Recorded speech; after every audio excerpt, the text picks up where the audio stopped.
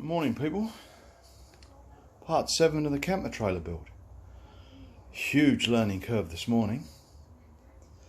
So about 9 o'clock I mixed up some 5-in-1, 300 mils, so 250 of this, 50 of the hardener in the cups, and double cup it, and there's my first lot.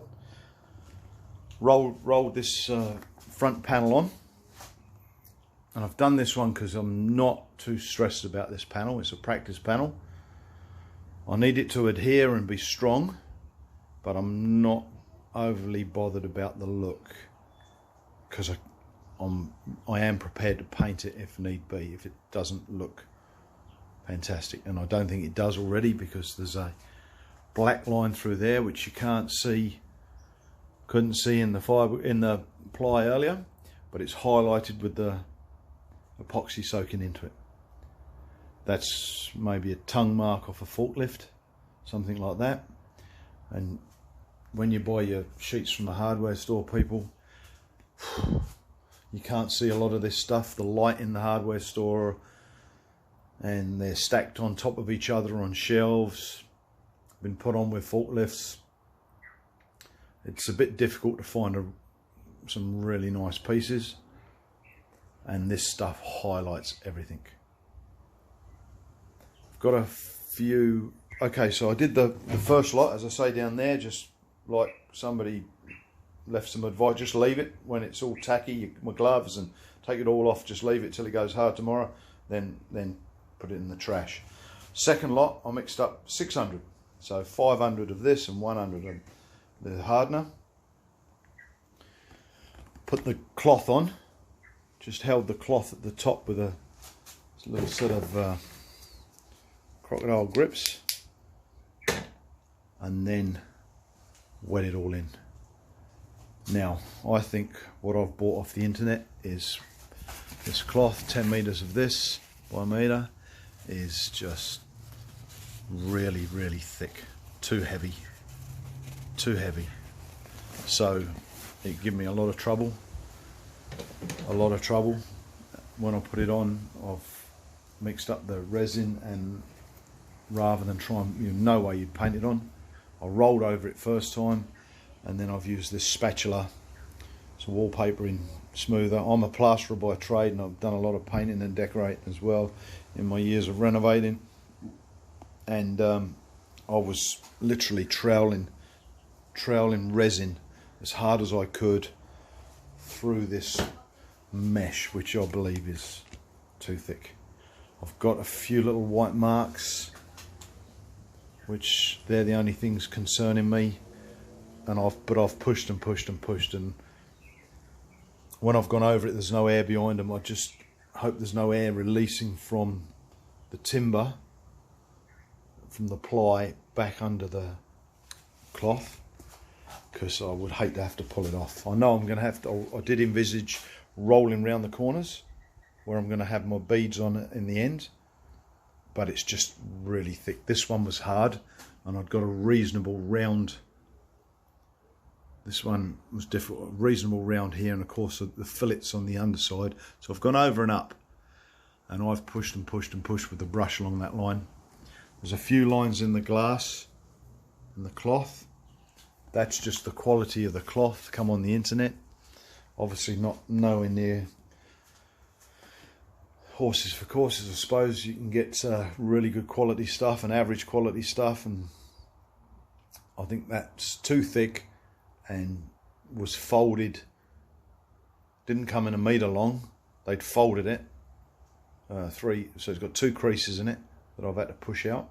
That could have been one of the creases. I don't know how they've packaged it. It come in a plastic bag from wherever, and not really good enough.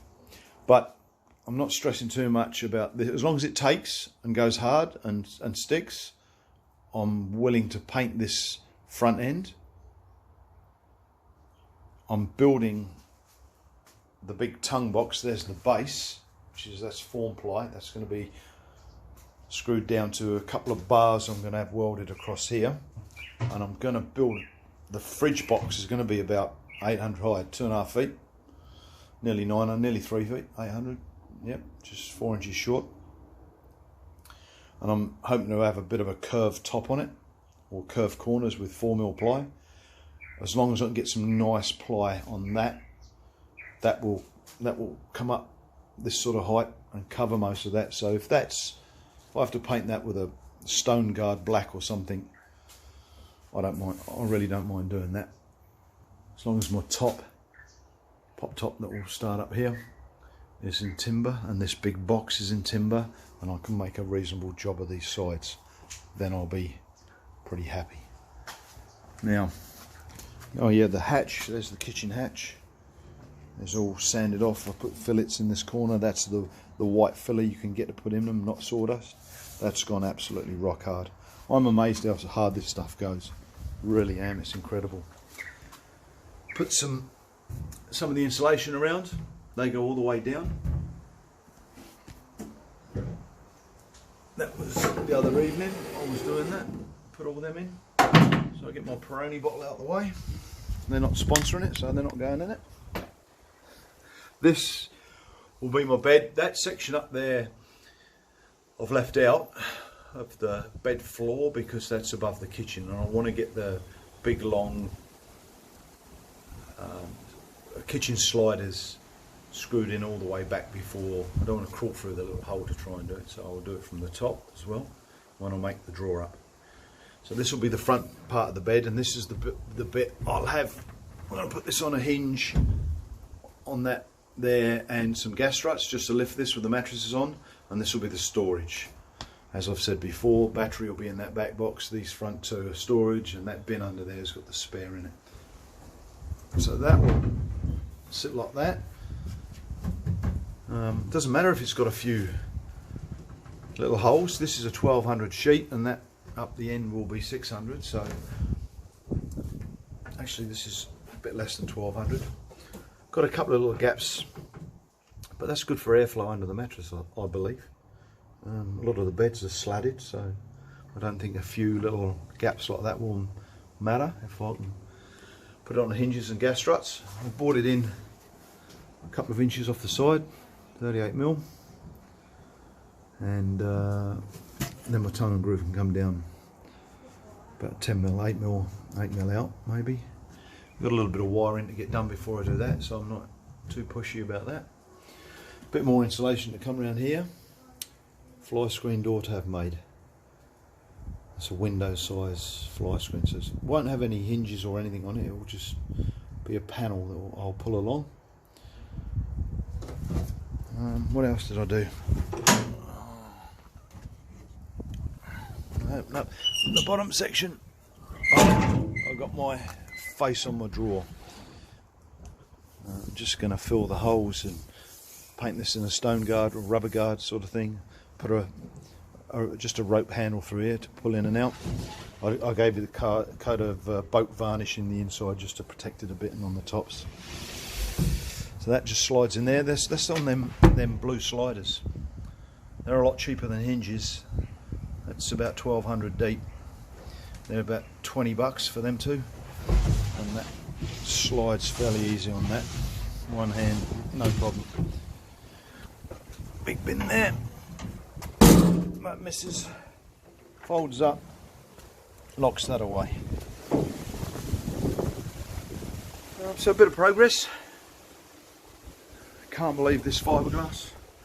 Just ordered it, didn't check I think cloth comes in ounces, which is an old measurement. The Americans might understand. I don't understand it, but it's just, I just know it's thick.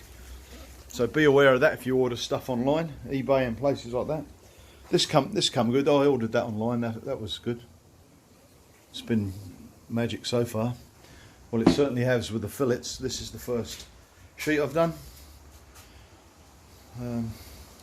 So I had one coat this morning, and then the coat on top of that. I don't know. I think I might leave it overnight. Make sure see how these air bubbles go, and then give it a light sand, and then give it a thicker coat tomorrow and see how it is. If I don't need to give it another coat and it's not good enough and I'm going to paint it, which I probably am because of that black line, then I don't need to give it another coat. I'll just sand it down and give it coat of paint later.